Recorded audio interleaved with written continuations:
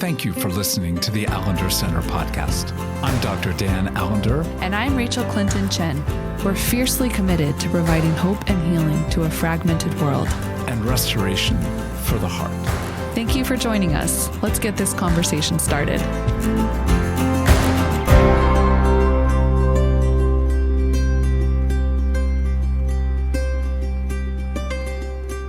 Rachel, we can say that almost every marriage, and the word almost is a euphemism. Almost every marriage is a mess. I know yours is. And I certainly know mine is. So the reality that we, as we do the work of narrative-focused trauma care, and that labor that we're inviting people to consider, it's often the case that individuals come through with the impact, hopefully deep and rich, on behalf of their partner. But there are occasional mad people, mad as in crazy, who choose to go through narrative-focused trauma care as a couple. And we have a great privilege to be with Mark and Michelle Hollingsworth. And you're mad. I mean, you both came through the experience of dealing with your story, your marriage, your past, your present, your future, all in the context of doing it together. So eventually we want to jump into that. Any thoughts, Rachel, before we begin to ask Mark and Michelle to enter into their story? Yeah. When you said mess, and crazy, all I thought about was Gabor Mate, who's a trauma specialist. He has a documentary called The Wisdom of Trauma, and a lot of it interviews his family. And of course, they're talking about what it was like being with this specialist who's helping everyone else, but also being their dad and partner. But at the very end, him and his wife talk about the more they understand their stories, the younger they get in marriage. And that's what I was thinking about, because it gets messy the younger you get. So I look forward to this conversation. And I think it's a good mess. That's all I'll say. Well, as we jump in, Mark, Michelle, give us just a beginning how you came to NFTC, and then we'll start winding in and through your lovely, broken, glorious story. Well, I believe Michelle was attending a story workshop and came home and said, hey, we've talked about doing this work. Applications are due tomorrow. What do you think? I said, well, how long is this application? Not knowing how long it would take. And so we dove in, we submitted the applications, and we said, let's see what happens. Yeah. Well, I just have to ask, Michelle, did the last minute thought of doing so, was that just inadvertent, or was that a magically wise decision? No. Do you want to share the pre? Yeah, we'll get there. Okay. So our story in getting to sign up and why we got to that point is that we had been married for a long time, 24 years, and had a lot of really good things about our marriage, and a lot of really just beautiful experiences, to be honest. And about 24 years in, Mark went back to a high school reunion and was unfaithful. And so we hit a crisis that we didn't see coming, and it unsettled us. And I'll let him speak for him, but for me, I wasn't I wasn't illusioned that we had everything perfect, but we worked really hard and we were very committed to each other. And so when this, what I would call a grenade, landed in my lap, it disrupted me. to say it mildly. To say mildly. So I can let Mark fill in his part, but it was then that I went to a story workshop in Wheaton where you were speaking. And it was after we were kind of trying to get our feet underneath us to make sense of what in the world happened, where we had been talking about how do we learn more. Yeah, and our life was going great. Life was great for me. Our kids were excelling. We had done pre-work to become empty nesters. 2 weeks into empty nesting, I was unfaithful. And I wanted to hide it. I didn't want to talk about it. And it eventually came out. And in that process, I realized how disconnected my heart and my head were. And it began a journey of soul work. And Michelle forgave me right away. I knew God had forgiven me. It took longer to forgive myself. And so we saw a therapist, and the therapist said to me, she said, sometimes God will get your attention and he'll do it in the strongest way he needs to, in the lightest way possible. Does he have your attention? And I said, yes. And so it did start us on this journey of soul work. And so we thought this would be a great step, because what we really found out in the midst of the tragedy, we had almost no support from, especially from church, from the church leadership, and even our friends didn't know what to do with us. And we thought, wouldn't it be great to be able to create something where we have a safe space for people to come and we're able to hold whatever they bring? Yes. Well, and again, thank you for being willing to put words to what is a heartbreak, and in some sense is a wound that can be healed, but the scar, in one sense, never is erased. So for the two of you to, in one sense, and we'll get to the work that God has invited you to bring on behalf of the kingdom of God in a bit. But first, the category of you're 24 years into what I'm hearing you both say is a good marriage. And I think in some ways, when there has been an affair, when infidelity often comes with a long trajectory of a not so good marriage. That's the more standard presumption, but that's not your story. So in one sense, it becomes even more confusing. How did an event like this occur? So I love for you to put words to how you both wrestled with that, and also how the work with story work has opened up realms to be able to engage that question. Well, for me, it felt like once the confession actually happened, I felt great. Like, hey, she knows, it's good. And I didn't realize that's where the hard work really began. And where we ended up going was, why did I say yes? What was the reason that I said yes? And it took me a long time to wrestle and find out, and actually going back in my story and looking at the role that shame and contempt really played in my life, and how I became a performer, which in some ways has benefited us greatly because of the resilience it created. But on the other side, that disconnection that I had from my heart, Michelle and other people close to me paid the price. Yeah. I mean, I think, Dan, when you ask that question, per lining up with story work, it was, it's the subtleties. It's the nuances. It's,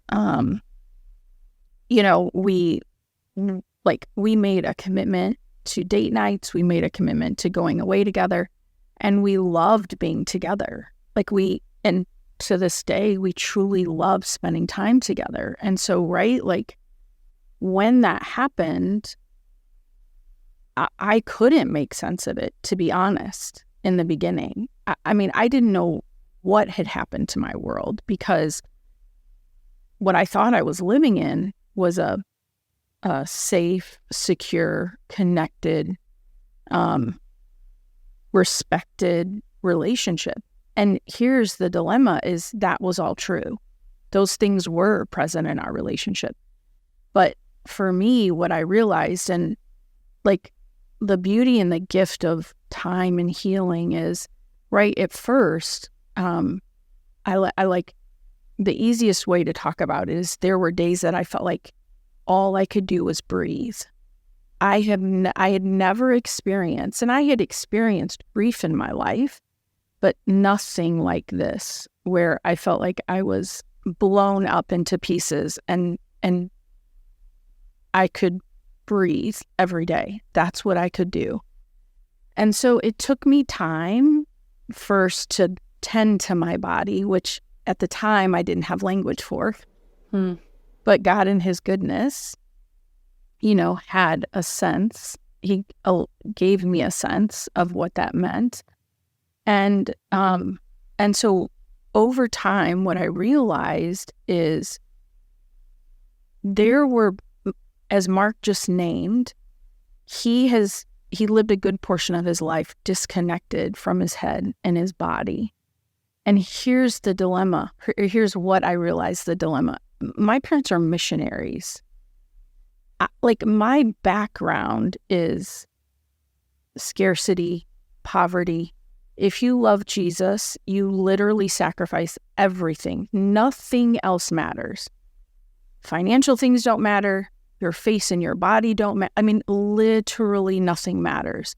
So I marry this man that, he gets stuff done. The man has used his story and he has become incredibly successful. I had an incredible life. So to disrupt and to demand an emotionally connected man, i.e. marriage, I wasn't willing to do that. I didn't realize all of that, of course, but there's a payoff for me and for us to live in this space of tolerance, acceptance. It's just a level of intimacy, I guess, right? We played together well, we enjoyed being together, but being known, being safe for each other, we knew those to a particular level, but not to the level that was available to us. And so Mark being unfaithful disrupted and invited in a way that moved us to making sense, i.e. moved us to story work. Again, the heartache, I don't want to in any way minimize the heartache, but there's a sense in which both of you were operating as a good couple with a good life, with, in some ways, your souls disengaged. Is that a fair way of putting it? Yes. 100%. And again, we never say that heartache and sin is good. But the other side to it is where grace abounds. So does the freedom to be able to look at the meaning of our failures, and rather than excusing, rather than justifying or explaining, it's actually an open door to begin to go, how did I get here? And how could our marriage have come to this particular spot? Is that a fair way of putting it? Oh, yes, for sure. Yeah. Yeah, because, on the outside and even on the inside, I mean, our kids would say, this was a great family, things are going well. And then just to really have us really chopped off at the knees and not knowing where to go and what to do. But for Michelle to step in and forgive me and say, now let's figure this out. And so it was a long process. It was about 2 years later that we ended up joining Story work. Yeah. And even that conversation was, well, what happens if one of us gets in and one of us doesn't? But we had both been doing soul work through other organizations. So we knew a bit of what we were stepping into. The biggest difference, I think, was I had been attacking myself versus looking at it from a place of kindness and curiosity, which we learned at the school, which is completely different than the way I had been running my life. Yeah. Well, and I want to step back to not excoriating or criticizing the community that you were in yet, to be able to say that you did not find resources to help you engage something of what had occurred, let alone what was happening for both of you in the process of trying to find a life of restoration. So what was happening? What was happening from your standpoint with regard to others as they were hearing and engaging something or not engaging your story? One of the things when I found out, so we have always, and of course, no sense of what it was until we're getting clearer now. We were actually 5 months pregnant before we got married. And we put it in our invitations.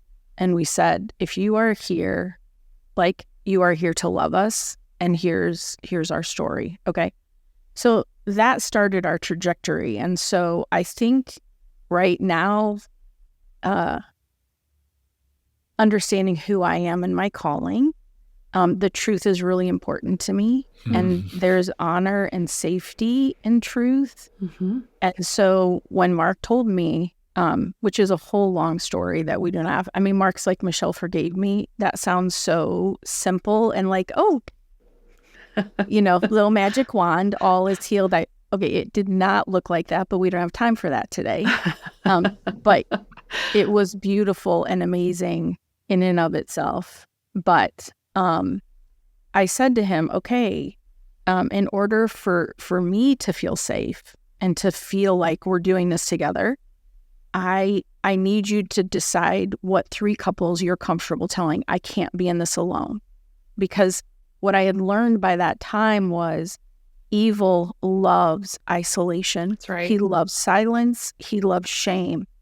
And so I couldn't make sense of anything, but the things that I had were, 1, we have to tell 3 couples. You get to pick.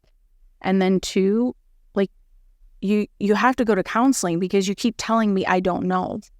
I don't know. I don't know why I did it. I don't know. And I said, the I don't know, I can't make sense of that. So he shared it with 3 couples. And I mean, first, nobody was angry with Mark. And you were literally. And you weren't happy about that. It eventually felt like I'm like standing on my, and I didn't want him like, flogged and beaten or like anything, but like, it's like I was like, hello. Yeah. Hello. Like, so that was, they were all so kind and gracious. But at the time we were leading the marriage ministry at a massive church in Chicago. Like we had leaders under us. So we told the person on staff, like, hey, this is what's happening. When I say crickets, I'm not exaggerating. And so, right, like what we understand now is that is why we're here, which we will get into later. But the exposure and the experience of the isolation and the invitation to shame and feeling like we were just out on an island all by ourselves, it was shocking and so sad. There was a point that I looked at Mark and said, like, we have a little sense of ourselves, like a baby sense of ourselves. What do people do that hit this and have no sense? Like they drowned. Like, where are we, church? And like, right, like I have such a heart, but it was so deeply sad and lonely. And we were leading in the church. So we just were like, gosh, what happens to people that don't have those connections? It feels like it's despair. Mark, directions that your mind and heart goes? Just reflecting on that, the sadness of especially Michelle feeling alone, but then us feeling alone together, and a belief that we had a network that would be able to hold and support us, and then finding out that people really didn't know what to do with us.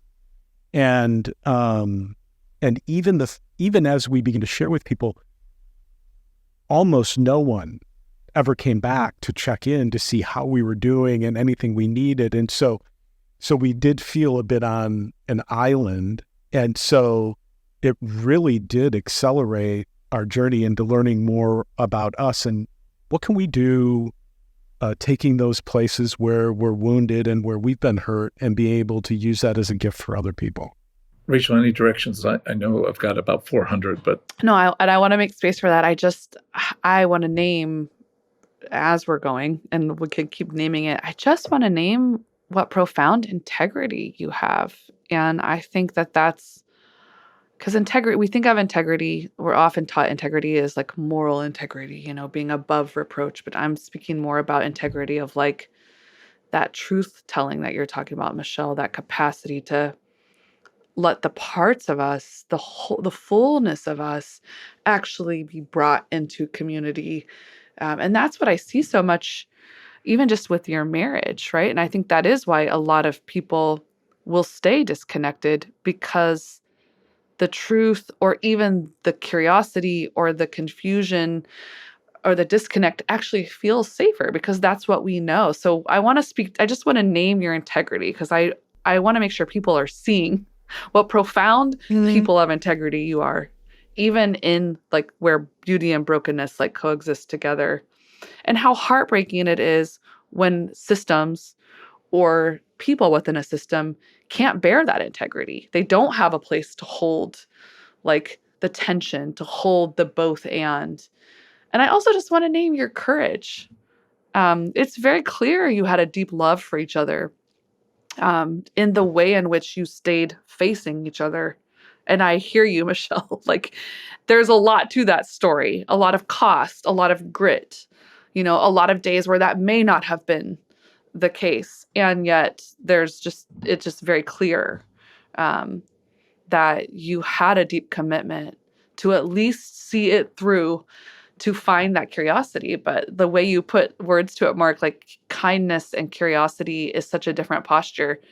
It's not less terrifying. Like sometimes shame and judgment feels safer to us, right? Because it's familiar and it keeps us from having to kind of step into the unknown or to enter grief, or to feel exposed in different ways and not sure what people will do with that. So I do feel really grieved. Like it's almost like a second trauma, the abandonment of community that you think is actually there for moments like this, right? Like to be the people who can stand in the gap when you need people to stand in the gap. And that, I can hold that. I have my own experiences of that. I know we all do. And I can hold that with a lot of grief for people that they haven't known the kind of care to then be able to offer to others. So I love how you guys have allowed the Spirit of God to bring a lot of beauty in the midst of ashes. And that, the ways in which we have that profound privilege of turning that and offering that space to other people, because in some ways we've journeyed into the depths of horror and seen it turn to life, and therefore don't have to be as afraid of their mess, of their chaos, of their own confusion, of their shame, of their judgment. So I just wanted to take a minute to just say thank you. And Dan, I will turn it back to you, to your questions. I would say amen, amen, amen. And then back to you, Mark and Michelle. You really screwed up a lot of people. You had to have been very much idealized. You're such attractive, good-hearted, loving, well people. And you would have been the pinnacle of what a good marriage looks like, what a good marriage can be. And then to have the bottom fall out.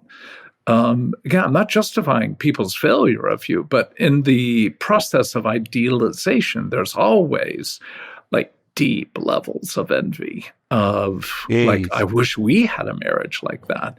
So people's confusion, but also at some level resentment of you. Like, you are the ideal. You have such a good marriage, and now you screwed up. What does that mean for our marriage?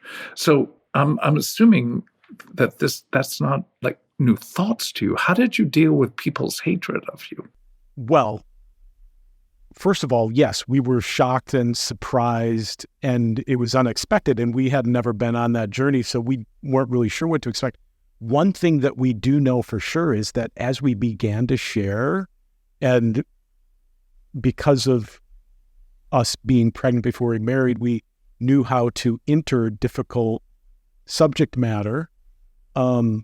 Our transparency, I think, scared people, but it also was ripping off the Band-Aid or the scars of past trauma, including past infidelity that hadn't been dealt with. And so as we were exposing our story to our network of people at church and friends, it was, I think, a volatile situation. Yeah. Volatile with hope and volatile. And is my word hatred too strong? Moderately too strong? No, I think it's fair, Dan. But I mean, if I'm totally honest, I still had no sense of envy at that point in my life. I now, right, my story is filled with envy, which so much grief has been through that.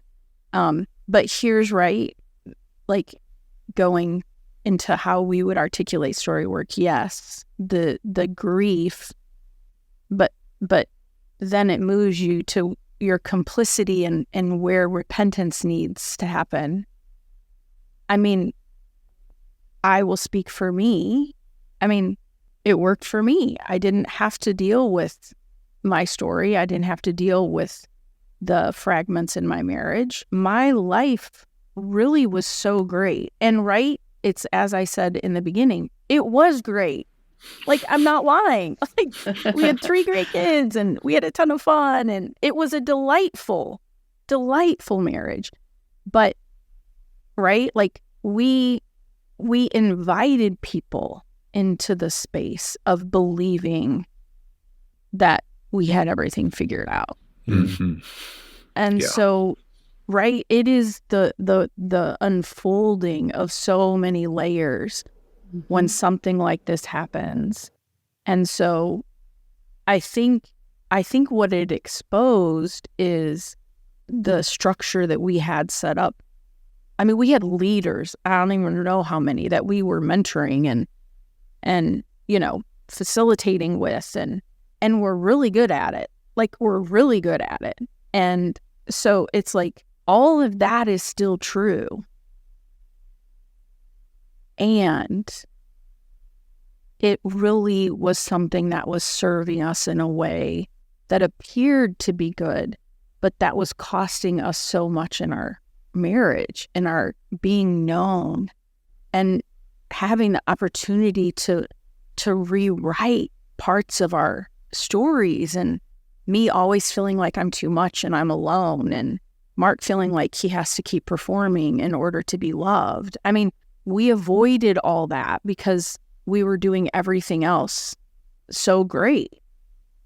And so for me, moving into story work, like, I had to go to war with the level of envy. My face and my body and my heart and my presence offers this world, and the cost of what it has been to me in my identity and knowing the goodness of what I bring. But it's at a very deep level, not a performance, somewhat surface level, if that makes sense at all. It does. Well, the complexity, again, of what your lives brought people in the ownership that a really loving, good couple who bear honor and delight for one another can have this happen. And that which almost sounds passive when I use the phrase, can have this happen. And yet it's still a choice that's coming out of not just sin and wrong included, but also a trajectory of a story. And so for both of you, I'm just sort of step back and go, what surprised you most about yourself and about one another as you began to do story work through NFTC? Well, I'll tell you. I mean, sitting in that circle the first time with a group of men that I'd only known for hours, and then hearing how all of our stories, feeling in my heart as I connected with the man who was a young boy in the back of the ambulance, the man who was bullied on the playground, the man who was shattered by the abuse of his father, the bond that was created just in the first few hours of being there, and learning all about attunement, containment, repair of rupture, the whole process. I remember the first night, Michelle, looking at each other in the hotel room and just going, what just happened? Why are we here? And then to say we get through it after 1 year, we say, let's do it again. Let's go back for more. And somehow they kept accepting us. Yeah. What do we do if we don't get accepted? I don't know. So, but it was interesting in the second year, we looked around the room because there had been other couples with us. We said, I think we're the only couple here. Yeah. And I think it is because it is, as you said, dangerous territory to choose to do this work together. Yeah. I can say, quickly and put it aside, having Becky gone through the process of going through NFTC 1 and 2, let's just say it ruined our marriage in a lovely, gracious, and she would say, the Allender Center saved her life and our marriage. And I'm like, it was that bad? What are you talking? No, just say it was helpful. Don't overstate things because things were fine. Weren't they fine? And the point being, it is such a revelatory process when, and I can go back to Rachel's very strong words that I concur with, it takes incredible integrity and honor and courage to step into where angels fear to tread. And that's true for most marriages. We may have a sense of our story and the impact of our story, but to actually do the hard work that you have done, both through therapy, but also through this training process, it's so sweet. And it's just such an honor to be with you both. But I would love to move to, well, all right, so what are you doing now? What are you doing as a result of all this brokenness and beauty? I like to say that, well, we kind of talked about it. Like we are a hot mess. I mean, we are a hot mess. And I mean, we have, years of story work now behind us and years of therapy and years of the revelation and the grace of God. And we are still a stinking hot mess. So I say what we do is we invite people into our hot mess to be with them in their hot mess. I mean, I'm being silly and playful, but for real, one of the first things that we say when we either meet with new clients or we've had some intensive here at our house, we share our story very briefly, and we look at them and we say, one of the reasons that we share our story with you is because we want you to know like who you are actually with, and you are with two very broken people who have had to repair and repent, but we have stayed at the table. If you stay at the table, there's hope, but it requires both to stay at the table. And so honestly, that is all we do. We set the table. Like, God has been so gracious to us in so many ways. Like, even like the conversation of how Mark being unfaithful started. Like, there was such goodness in how that was set up. It was like, there's so many things that we look back and go, God, you were so kind to us. Mm. And it requires us to join. It requires us to participate. And so it's like, we just want people to know that we can be really good people that are really broken, and we can fight for each other's goodness. And that is like what we do. Yeah. I think one of the things that makes it unique is that we do marriage coaching with couples together. And, people are like, wow, that's interesting, because we get the female and the male perspective. It offers us both to be able to hold whatever they bring that we've experienced. And then we do life coaching separately, but we do story groups together as well. And we've done what we call a 1.0 story group, a 2.0, a 3.0, and people keep coming back for more. And we're doing story work with married couples. And so being able to sit in a circle, mostly online, but sit in a circle where other people are caring for your spouse and you don't have to do anything. And to be able to make connections of the way they're showing up in their marriage because of things that happened to them 20, 30, 40 years ago. The love, the growth that we've seen in relationships is amazing. And so we really enjoy it, and it's hard work. But in the end, it's like, wow, this is so worth it. And just to be clear, this is something you started doing as a result of all this work, and it's separate from the marriage ministry you were a part of. So this is actually our own. And it's called the Soul Reserve, correct? Yes. That's correct. So, wow. Okay. I love hearing of the different ways that you're getting to incorporate your story work, soul care, pastoral care. It's really powerful. Well, and the comment that you made in terms of sometimes other people need to care for your spouse in a way in which you haven't lost the opportunity to do so, but to have somebody else step in and offer your spouse the goodness that you can watch your spouse receive. I would say that's specifically what Becky saw happening in terms of stories that I didn't handle well or just thought were resolved, that she needed to reopen in the presence of a small group where those realities were addressed in a different way, that then were brought back to me, not with so much like you screwed up, though you did, but more like, now will you enter? So, I think oftentimes we think our spouse wrongfully and wickedly, like we should be all and everything to one another. And that denies the necessity of the people of God being the people of God on behalf of each person in a marriage as well as a marriage.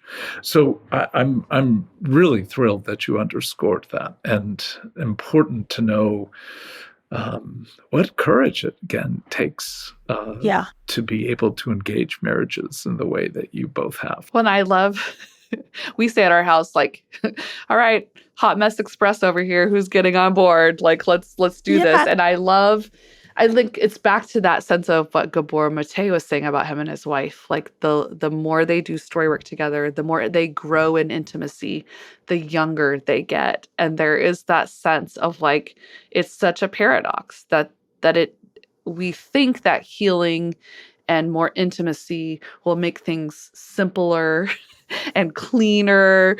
And, but it sometimes gets a lot messier because you're not just dealing with the adult in the room. You're dealing with the adult in the room who holds stories that are 5 years old. And 16 years old and 32 years old. And when all those developmental parts of us are welcome to the table, not with free reign, not without, integration and the ways we kind of get to bring our full wisdom. But it's like the amount of times Michael and I have been in a conflict where the language we're using is so young and just young parts of us are present. But how powerful that is to get to see why certain patterns or styles of relating, they don't just happen in a vacuum. They're not just a part of our personality. Like, they've been shaped, and there's such a different compassion you're able to find and have, a certain different level of grace you're able to have when you understand how someone's beauty and brokenness came to be. Yeah. But man, sometimes it's messy. Yeah. So I love that you're putting words to that. Most of the time it's messy, Rachel. Yeah. I would say most of the time. But Yeah. I think that's it, right? Like the for us, the invitation from story work was like, with my story being disconnected from my body for a different reason than Mark being disconnected from his body. It like being able to go, okay, wait, what is happening in my body? Why, right? Why is my stomach, why is my chest feeling heavy? Why am I clenching my jaw? Like, our bodies are such good guides if we can pay attention and make sense of them. And what we found in our story, which i.e. we find in most of our clients, is they have no idea, or they are dismissing what their bodies are inviting them to, That's right. or they can't make sense of it. And so right in the storytelling process, and when we teach on attunement and containment, on shame and contempt, like helping them connect it in their bodies. So then when they're sharing a story, we always are like, remember, we're not excusing, we're making sense of. We're not That's right. excusing bad That's right. behavior. That's right. Like, we are not excusing that Mark was unfaithful. That that is unexcusable, let's say. You know what I mean? But story work moves me to, oh my gosh, that makes so much sense. Of course, then forgiveness and repentance and repair happens. But it moves you to an awareness and a compassion and an invitation that has been profound for our marriage. And I make a judgment for our clients, since they all keep coming back. So I think there's something they're getting in this process that is life-giving to them. And I would say it's some of that, of the beautiful understanding and compassion. And it's like, it is the tangible love and grace of God. And I'm not sure why we don't have more of that, especially in our Christian circles. So to me, this lines up with what I imagine God to be. And Rachel, you talking about those younger parts of you showing up when you're in the discussion with Michael, and for so many men that I meet in story work, outside of story work, there's a hatred of the younger part. Oh, yeah. That has existed for most of their life. So seeing a man switch from hating his younger self to loving and accepting, I mean, when that happened inside of me, it opened up a whole new world. I used to hate and despise the 17-year-old Mark and the younger Mark, and would minimize all of these things that were happening in my life, versus being able to hold, love, and accept, and know that that care is still needed decades later. That's right. And you two become the playground, not only for being able to grow a greater sense of honor and intimacy for the two of you, but for your family. And obviously, if you can see the ripple effect, it is well beyond your lives and your children's lives. But the reality is, it came due to a deep and radical disruption.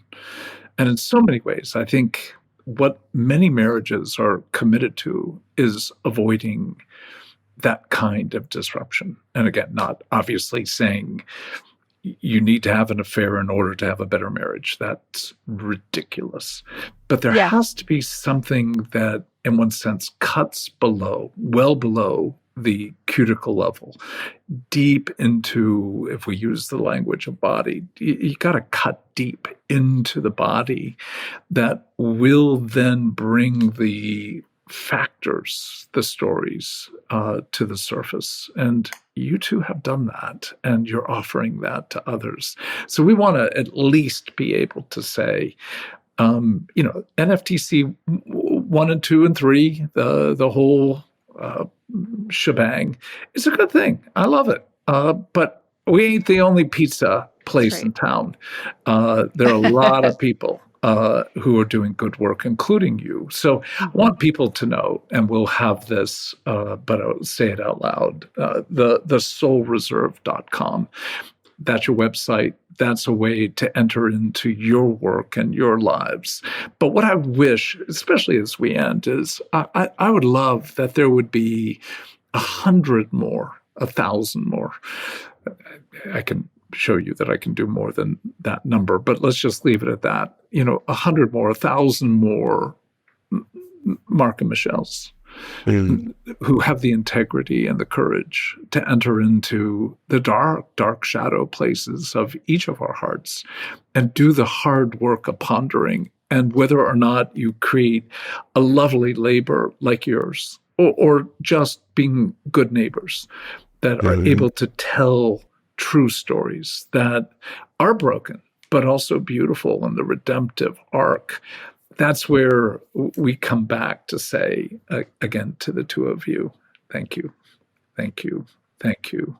Thank you for heartache. Thank you for hope. And thank you that you are not willing to merely live an ordinary, but instead a very mad life on behalf of the gospel. Yes. Yes. Thank you. Thank you to both of you. And I will just say that I do think the Allender Center is our favorite pizza, though.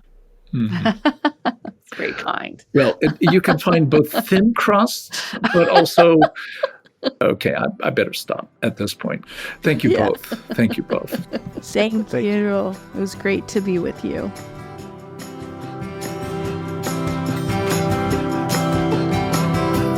The Allender Center podcast is produced by the Seattle School of Theology and Psychology. If you'd like more information about the Allender Center, you can look at theallendercenter.org.